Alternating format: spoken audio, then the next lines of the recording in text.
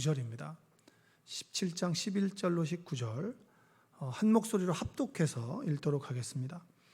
예수께서 예루살렘으로 가실 때에 사마리아와 갈릴리 사이로 지나가시다가 한 마을에 들어가시니 나병 환자 10명이 예수를 만나 멀리 서서 소리를 높여 이르되 예수 선생님이여 우리를 불쌍히 여기소서 하거늘 보시고 이르시되 가서 제사장들에게 너희 몸을 보이라 하셨더니 그들이 가다가 깨끗함을 받은지라.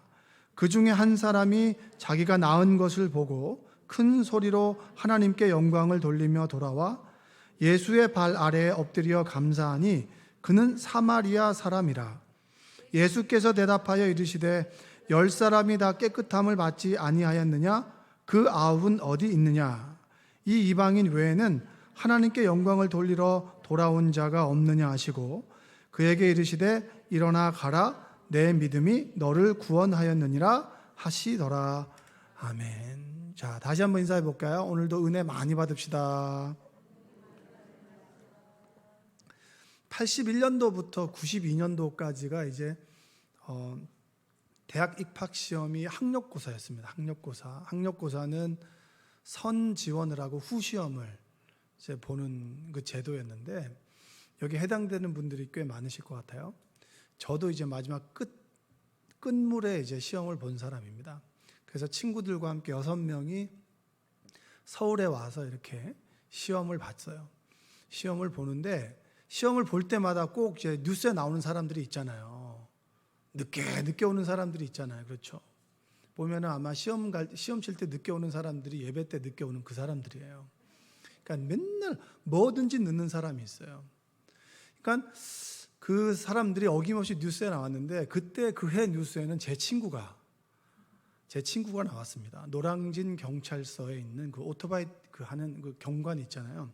그분의 그 차를 타고 시험 5분 전에 제 중앙대학교 시험을 보러 이제 들어간 거예요.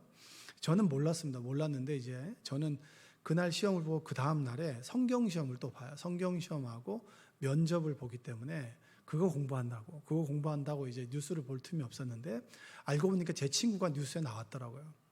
그리고 시험을 보고 난 다음에 제 친구가 그 경찰서를 찾아간 거예요. 그때 너무 감사합니다. 만약에 그 경찰관 그분이 태워주지 않았으면 제 친구는 시험에 늦었겠죠. 그렇죠? 그러니까 그때는 모든 제도나 이런 것들이 태워줄 수 있는 그런 상황이었기 때문에 그렇지만 그래 너무 감사해서 친구가 제 인사를 하고 결과를 보니까 제 중앙대학교 경영학과 4년 장학생으로 들어간 거예요. 근데 그분이 없었으면 어떻게 할 뻔했어요. 그래서 4년 내내 이제 그 고마움을 표현하고 있는데 제가 말씀을 준비하면서 가만히 그때 기억이 떠오르더라고요. 거기 뉴스에는 제 친구만 도움을 입은 건 아니에요. 그렇죠? 꼭 보면은 제 친구와 같이 늦는 사람들이 있어요. 꼭 보면은 아침에 그렇게 바쁜데 신문을 보고 가는 친구가 있거든요. 거의 땡 치면 들어오는 거예요. 땡 치면. 그럼 그 친구가 들어오면 수업 시작하는 거예요. 그냥. 그러니까 그런 사람들이 많았을 텐데 그러면 그 많은 사람들 중에 고마움을 표현한 사람이 몇 사람이나 될까? 제 친구처럼 직접 찾아가서 정말 그때 감사했습니다. 만약에 당신이 아니었으면 제가 시험을 늦었을 테고 늦었으면 재수를 하게 됐을지도 모릅니다. 라고 하는 마음을 가지고 고마움을 표현한 사람이 몇 사람이나 될까? 여러분은 고마움을 표현하는 사람이세요? 표현할 사람이세요? 네, 오늘 본문에도 보면 그런 사람이 나옵니다. 고마움을 표현한 사람이 나오고 표현하지 않은 사람이 나오는 거예요. 예수님의 일행이 예루살렘으로 딱 가시는데 사마리아와 갈릴리 사이에 가서 쉴 때였습니다.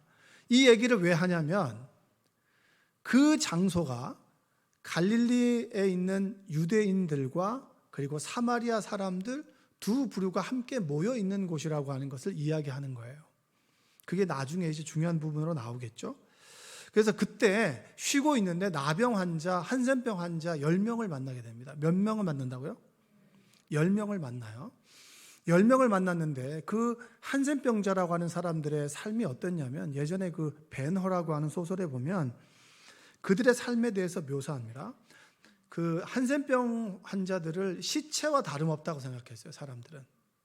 그리고 송장처럼 밖에 버려진 사람들이 바로 이 한센병자들입니다.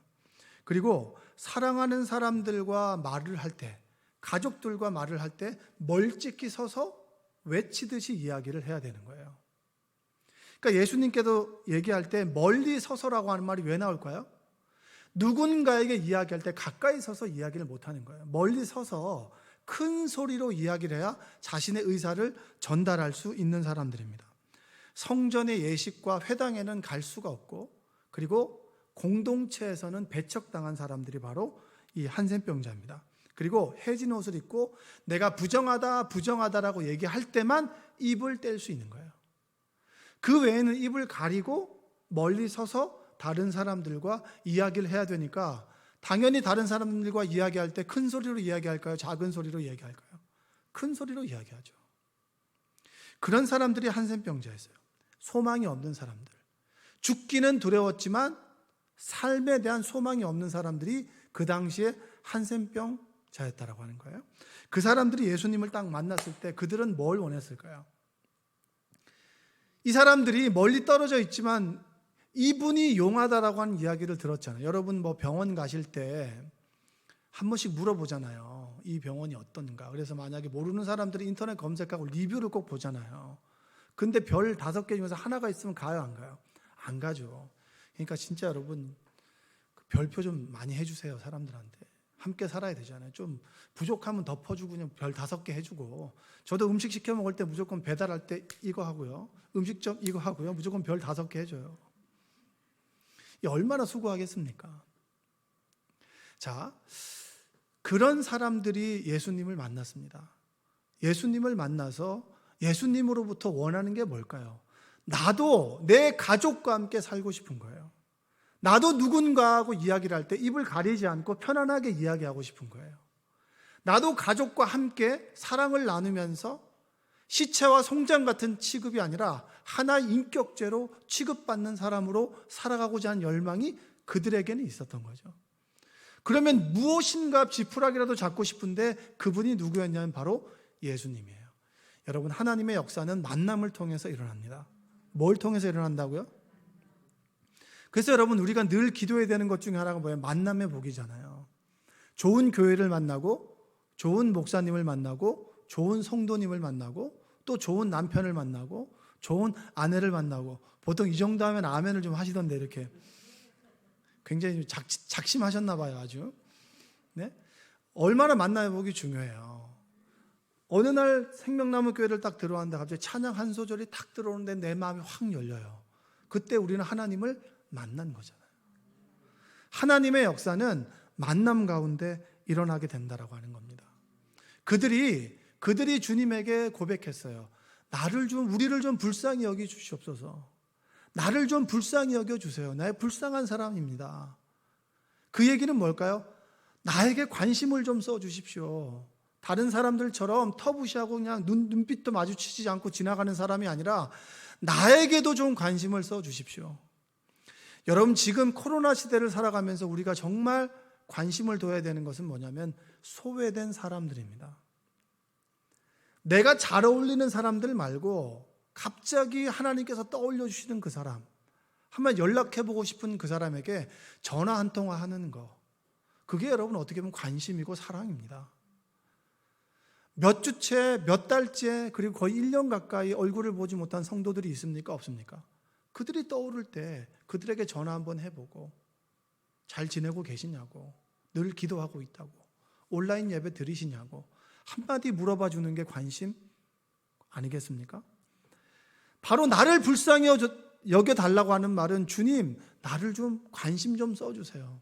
내가 지금 한센병을 앓고 있지만 내 안에는 다시 살고자 하는 욕망이 있습니다 라고 하는 말이 바로 주여 우리를 불쌍히 여겨 주시옵소서.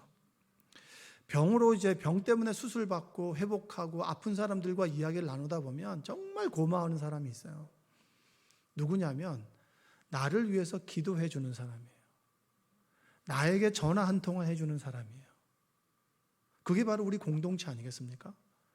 그 이전까지는 나 홀로 내 가족만 있으면 세상을 살아갈 수 있을 거라고 생각을 했습니다. 그러나 어느 순간에 내 가족 말고 다른 이의 도움이 필요하다라는 사실을 우리는 인생의 어느 시점에 깨닫게 됩니다. 그 공동체가 바로 생명나무 공동체가 되었으면 좋겠습니다. 정말 소외된 사람들, 아픈 사람들, 힘들어하는 사람들을 위해서 기도하고 그분들을 잊지 않고 그리고 오랜만에 봐도 정말 반갑게 인사해 줄 수 있는 공동체, 그게 바로 생명나무 공동체고 그리고 주의 공동체예요. 그래서 여러분, 코로나 시대를 살아가면서 정말 중요한 것, 모이지 말라고 하지만 정말로 중요한 건 뭐냐면 믿음의 공동체입니다. 할렐루야. 여러분들이 여러분 옆에 있는 주님의 이웃들을 사랑하는 은혜가 있기를 바랍니다. 나병 환자가 주님께 나를 불쌍히 여겨 주십시오. 이 말은 나를 고쳐주세요란 말이죠. 그때 주님께서 응답하셨어요. 14절 한번 읽어볼까요? 14절. 보시고 이르시되 가서 제사장들에게 너희 몸을 보이라 하셨더니 그들이 가다가 깨끗함을 받은지라. 여기서 참 재밌는 게 있어요. 마가복음에 보면 한센병을 만났을 때 주님께서 안수를 만져주십니다. 환부를 만져주신다는 거예요. 여러분, 환부를 만져준다라고 하는 것이 굉장히 여러분 이게 혁명적인 거예요. 제사장이 이 사람이 깨끗하게 나음을 받았다라고 선언하기 전까지는 누구도 그를 터치할 수 없는데 예수님께서는 그 환부에 손을 대고 기도하시고 만져주셨을 때 그 한센병이 나았단 말이에요. 근데 여기서는 뭐라고 얘기하냐면, 자, 우리를 불쌍히 여겨 주십시오, 우리를 고쳐 주십시오라고 하는 그 간구 앞에서 그래, 가서 제사장에게 너희 몸을 보이라. 할렐루야. 여러분, 홍해가 갈라졌을 때 이제 물이 막 넘실넘실 되잖아요. 여러분 걸어가세요. 그럼 걸어갈 수 있겠어요? 없어요? 기적을 일으키는 사람도 대단하지만요, 그 길을 걸어가는 사람도 보통 사람은 아니에요. 믿음으로 걸어가는 거죠. 신뢰를 가지고 걸어가는 거 아니겠습니까? 여러분 기도하십시오라고 했을 때 제가 저라는 사람을 신뢰하고 하나님께서 나를 통해서 말씀하신다는 신뢰를 가지고 있으면 여러분 기도해요, 안 해요? 기도하잖아요. 이들에게 주님께서는 14절에 가서 제사장들에게 너희 몸을 보이라. 아무런 액션을 취하지 않았단 말이에요. 만져주시지도 않았고 안수기도를 해주시지도 않았습니다. 그러나 가서 제사장에게 너희 몸을 보이라고 했을 때 10명이 모두 다 좌양좌에서 쭉 갔단 말이에요. 여러분, 이게 여러분 대단한 믿음의 사람들 아닙니까? 여러분에게 만약에 지금 감기가 있다는 말이에요. 제가 여러분에게 믿음을 가지고 집으로 가십시오 라고 하면 여러분은 어떤 마음 가질까요? 아니, 좀 뭔가가 좀 맞는 것 같긴 한데 집에 가야 되는 건 맞는데 그래도 목사님이 손을 얹고 한번 기도를 해 주시거나 그렇게 해 주셔야 내 마음이 편한데 그냥 가라고 하면 어떤 마음이겠어요? 좀 찌뿌둥하잖아요. 근데 이들은 갔단 말이에요. 근데 가는 중에 제사장으로 가는 길에 자신이 치유받았다라고 하는 것을 모든 10명이 알게 됐습니다. 여러분, 하나님 말씀에 순종할 때 그 순종 앞에서 하나님의 기적이 여러분의 삶에 일어날 줄로 믿습니다. 그리고 10명이 가는 와정에 한 사람이 자기 몸이 나은 것을 보고 너무나 기쁜 거예요. 다시 컴백해서 주님께 딱 찾아왔어요. 15절 한번 읽어볼까요? 15절 한번 읽어보겠습니다.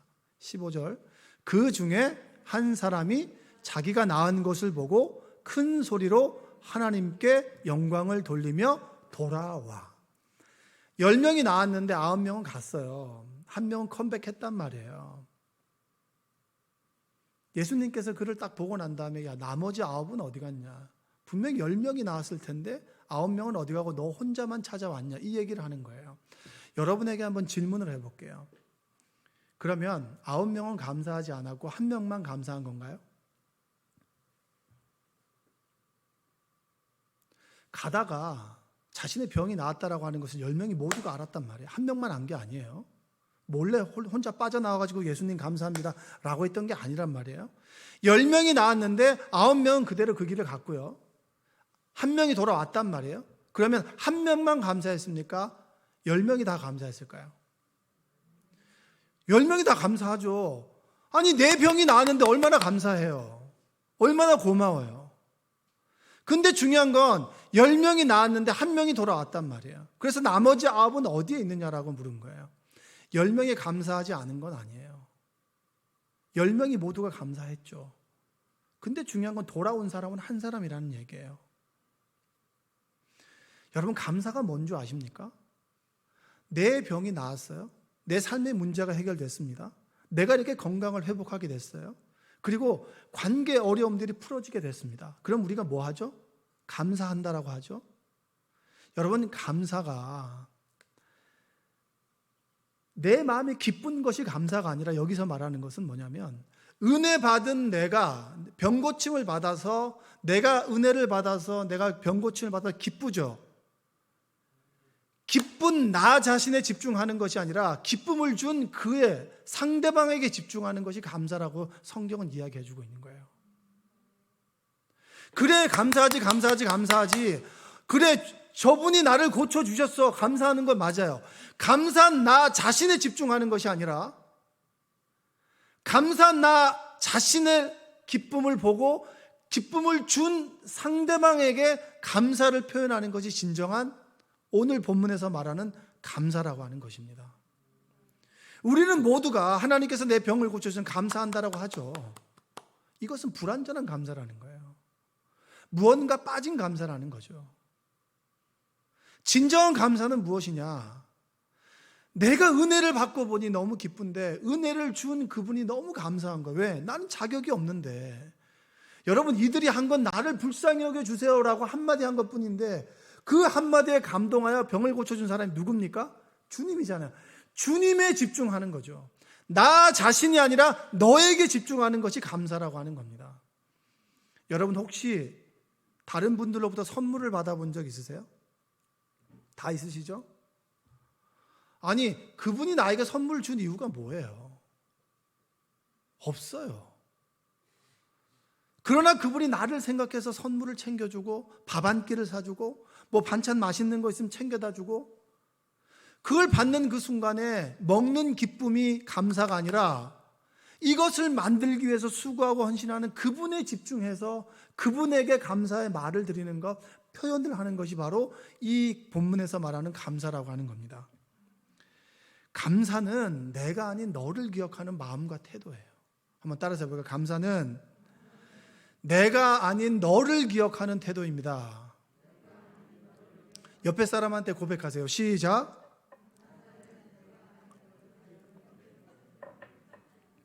믿는 사람도 믿지 않는 사람도 여러분, 내 무엇인가 선물을 받고 나이가 은혜를 입으면 다 기뻐해요. 그건 똑같아요. 그러나 그 기뻐하는 그 순간에 자신을 희생해가면서 자신의 시간을 들여서 물질을 들여서 무언가를 해준 상대방을 생각하고 내 중심을 나에서 너로 바꾸는 것, 그것이 바로 감사고 그것이 기독교인의 클래스입니다. 품격이란 말이에요. 어떤 사람은 늘 감사하지. 어떤 사람은 정말 너무 감사한다라는 표현을 하는 사람이 있단 말이에요. 그 사람이 10명 중에 9이 아닌 1명이었다는 얘기예요. 제가 서두에 제 친구 얘기를 했죠. 감사는 여러분 그리 쉽게 되는 것이 아닙니다. 10명, 여기 있는 여러분들이 다 구원의 은혜를 받았지만 하나님께 감사를 고백하고 하나님께 시간을 드리고 물질을 드리고 내 삶을 드리는 사람은 10분의 1이라는 얘기예요. 그만큼 감사를 고백하는 것, 구원받은 내가 기쁘고 감사하게 살아가지만 내가 아닌 나에게 이 구원을 주신 하나님께 집중함으로 내 삶의 중심을 하나님께 두는 것이 진정한 감사라고 성경은 이야기를 해주고 있습니다. 16절 한번 볼까요? 16절 읽겠습니다. 예수의 발 아래에 엎드려 감사하니 그는 사마리아 사람이라. 1860년 9월 8일에 미국의 미시간 호수에서 385명이 탑승한 유람선이 이제 운행을 하다가 암초에 부딪혀서 정말 침몰하게 됐습니다. 그때 287명이나 되는 사람들이 죽음의 위협에 처해 있었어요. 그때 그 에드워드 스펜서라고 하는 25살의 대학 때 수영 선수였던 이 사람이 이 죽어가는 사람들을 어찌할 수 없어서 그가 최선을 다해서 17명을 구조했습니다. 신문에 그들 언론에 난리가 났었어요. 왜냐하면 이런 정말 영웅이 어디 있느냐. 근데 이 사람은 그때 너무나 구조하는 가운데 병을 얻게 되어서 7년 후에 32살의 나이로 죽습니다. 죽기 전에 이 토레스 목사님이라고 하는 분이 그분에게 이런 질문을 했어요. 당신이 17명을 구조해 줬는데 당신의 감사를 표현한 사람이 누구입니까? 라고 물었더니 아무도 없는데 오직 한 사람이 있다. 어린 소녀 한 명만 매해 크리스마스가 되면 편지와 선물을 보낸다는 거예요. 여기서 보면요, 17대 1이에요. 우리가 감사한다라고 하지만 감사하게 만들어준 상대방에게 감사를 표현하는 사람, 감사를 고백하는 사람 드물다라는 거예요.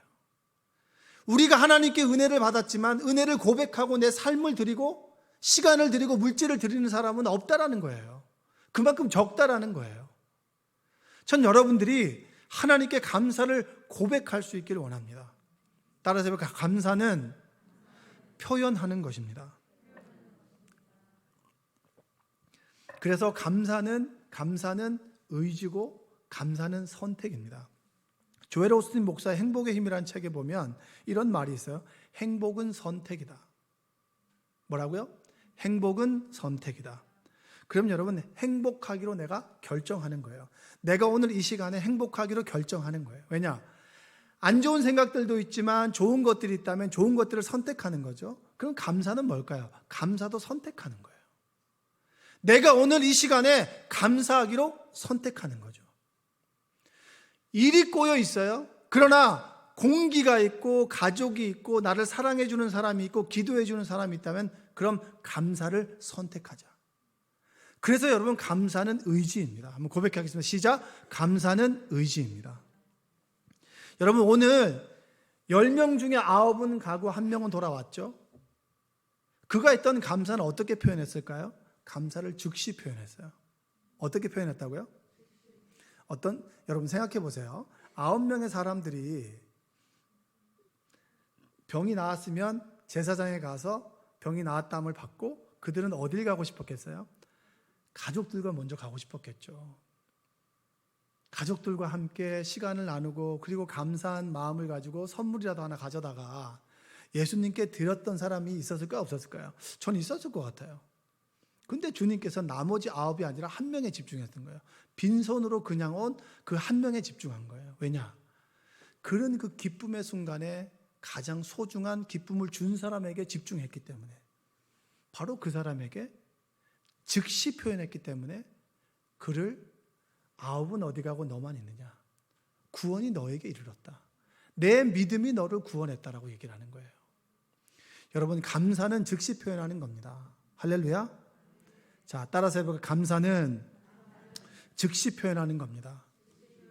그리고 그가 주님께 엎드려 감사했다 그랬죠. 감사는 겸손하게 하는 거죠. 하나님, 제가 받을 자격이 없는데 제게는 구원을 주셨습니다. 하나님, 제가 정말 부족한데 제게 이런 사랑을 부어주시니 감사합니다. 감사는 즉시 표현하고 겸손하게 표현하는 거죠. 근데 여러분, 저는 결론적으로 이 말씀 좀 드리고 싶어요. 주님께서 감사를 표현하러 온 자에게 내 믿음이 너를 구원했다라고 하잖아요. 그러면 주님이 그 1명이 주님께 돌아와서 감사를 표현하는 것을 주님은 그를 믿음으로 봤다는 거예요. 여러분, 믿음이 뭡니까? 믿음은 사랑에 대한 반응이죠. 그래서 믿음이라고 하는 것은 신뢰와 순종입니다. 하나님께서 나에게 보여주신 그 신뢰 앞에서 나도 그를 신뢰하고, 신뢰한다라고 하는 표현은 그 말씀에 순종하고 따라가는 것이죠. 그래서 믿음은 신뢰와 순종입니다. 근데 그거의 완성이 뭐냐? 진정한 믿음의 완성이 뭐냐라고 했을 때 바로 그것을 주님께서는 감사라고 여기시는 거예요. 여러분, 감사할 수 있는 은혜가 있길 바랍니다. 늘 감사하는 사람들은 믿음 좋은 사람들이에요.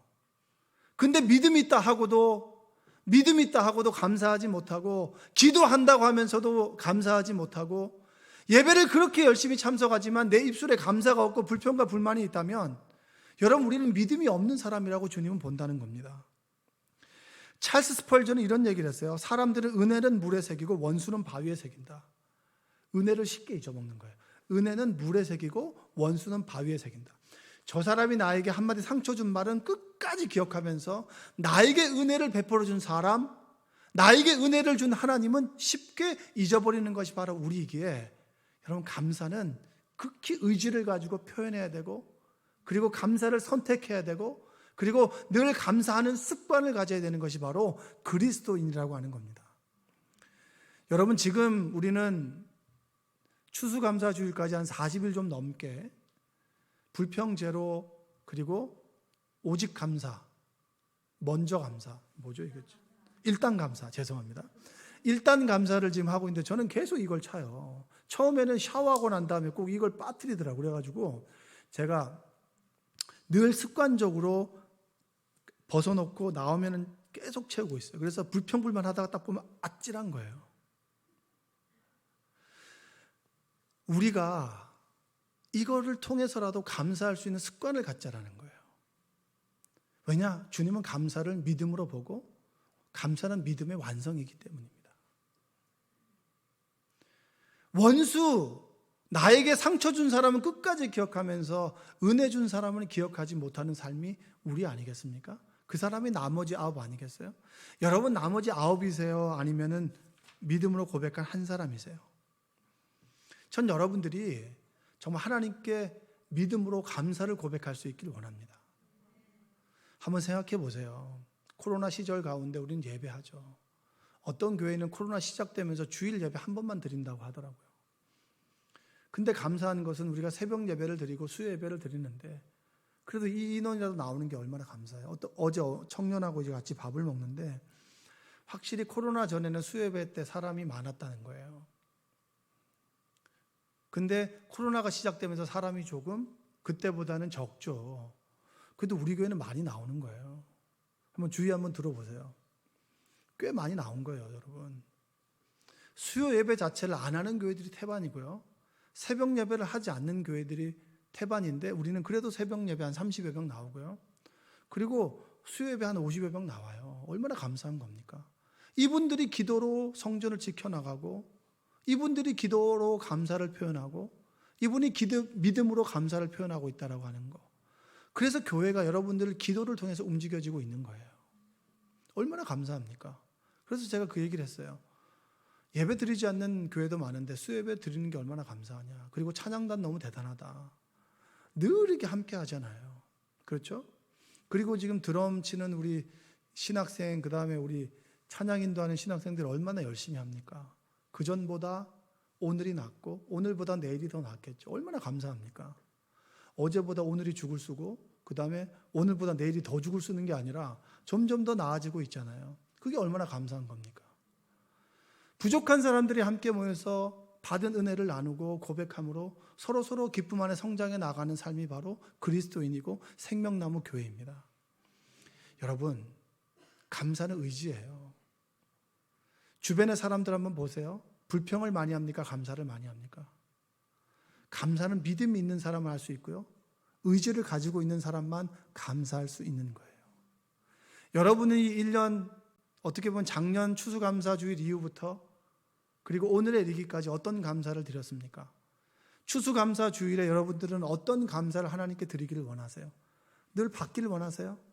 그건 나머지 9이에요. 오늘 본문에 보면 그 한 사람이 누구냐면 사마리아인이라고 얘기합니다. 북이스라엘이 멸망하면서 북이스라엘의 수도였던 사마리아에 다른 민족을 섞어버려서 혼혈을 만들어버려요. 그래서 남유다 사람들은 이 사마리아인들을 개, 돼지 취급하는 거예요. 근데 9명의 유대인은 감사도 표현하지 않고 갔다. 그냥 은혜 받고 난 다음에 그게 좋아가지고 은혜 받은 내가 좋아서 나의 삶을 누리려고 갔다. 그러나 너희들이 개, 돼지 취급하는, 믿음이 없다 취급하는 그 사마리아인은 돌아와서 나에게 감사를 표현했다. 내 믿음이 너를 구원하겠다고 했다. 이 얘기가 뭘까요? 많은 그리스도인이 하나님을 믿는다고 하면서 은혜를 받았다고 하면서도 감사를 표현하지 못하고 고백하지 않는데, 믿음이 없다고 여긴 그가 감사를 통해서 자신의 믿음을 표현했다. 그러면 구원받은 자가 누구냐는 거예요. 진정으로 천국을 소망하고 천국의 삶을 살아가는 사람이 누구냐는 거예요. 눈에 보이는 유대인, 오랫동안 교회를 다녔고 내가 직분이 이거고, 그리고 내가 이 정도로 알고 있다라고 하는 것이 아니라 지금 이 순간에 하나님의 은혜에 대해서 감사를 고백할 수 있는 사람, 그 사람이 너가 구원을 받았고 네가 천국을 살아간다라고 하는 것을 우리에게 얘기해 주고 있습니다. 여러분의 입술 가운데, 마음 가운데 감사가 회복되길 원합니다. 감사할 것이 없나요? 한번 세보세요. 감사할 것이 얼마나 많은지를 몰라요. 우리는 늘 주어진 것을 보지 않고 주어지지 않은 것을 바라보는 시선, 거기에서 시선을 돌려서 지금 받은 것 주신 주님에게 내 마음의 중심을 두는 것이 바로 감사입니다. 그래서 감사는 의지를 갖고 하는 거예요. 그냥 모든 것이 주어져서 감사하는 게 아닙니다. 어떤 분이 그러더군요. 해가 지는 하늘을 바라보는 노을이 그렇게 아름답더라는 거예요. 그 노을은 여러분 어제도 그제도 매일매일 노을이 있었는데 하필 그 순간에 하늘을 봤을 때 노을이 지는 것을 보면서 너무나 감사했다는 거죠. 하나님께서 이렇게 아름다운 빛을 나에게 보여주시는구나.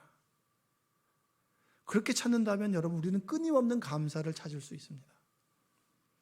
추수감사주의를 여러분 기억하고 준비하면서 여러분 하나님께 어떤 감사를 드리길 원하십니까? 어떤 고백을 드리길 원하세요? 그냥 마음속으로만 은혜 받은 나 자신의 삶만 누리며 살아가길 원하시나요? 아니면 하나님께 감사와 영광을 돌리길 원하세요? 나에게 물질의 풍요로움을 주셨습니까? 그러면 그 물질에 정말 감사의 표현을 드리시고, 그리고 하나님 앞에 시간의 풍성함과 건강을 주셨습니까? 헌신을 드리시고, 코로나 이 기간 동안 내가 온전히 예배를 드리지 못했다면 추수감사 주일만이라도 온전한 하나님께 예배를 드리길, 그것으로 감사를 표현하시고, 이번 주일까지 여러분에게 정말 감사를 적어보시고 기억하시고 고백하시고 감사함으로 여러분의 일주일이 풍성해진 은혜가 있기를 주님의 이름으로 축원드립니다. 기도하겠습니다. 사랑과 은혜가 풍성하신 아버지 하나님 감사합니다. 늘 하나님께 은혜를 받지만 은혜를 표현하지 못했습니다. 내 의지를 가지고 내 삶의 중심을 나에게 두고 하나님께 두지 못했음을 이 시간 회개합니다.